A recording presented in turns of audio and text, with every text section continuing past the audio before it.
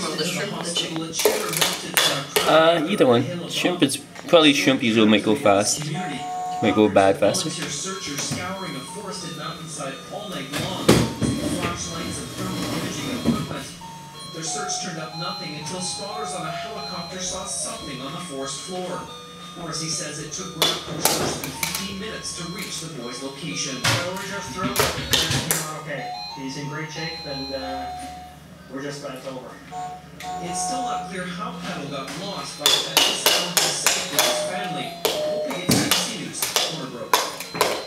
Hurricane Igor is to move across Bermuda, although the worst of the storm will come later tonight. Igor has been downgraded to a Category 1 storm as it hits storm as it comes short, but has already left thousands without power in further east Somerset on the west coast of the island.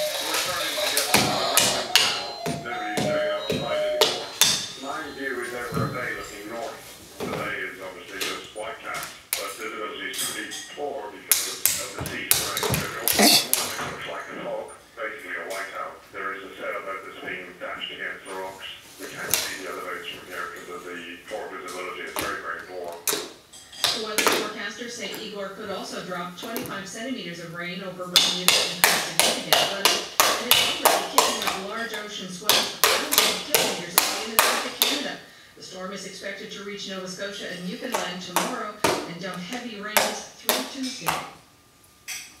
A far-right party won a seat in Sweden's parliament for the first time in today's election, and that's destroyed the center-right government's majority, throwing the country into political disarray. The anti-immigrant party, the Sweden Democrats, won nearly 5% of the vote. Critics have called the Social Democrat platform racist, and other larger parties have said they will not form a coalition with the party.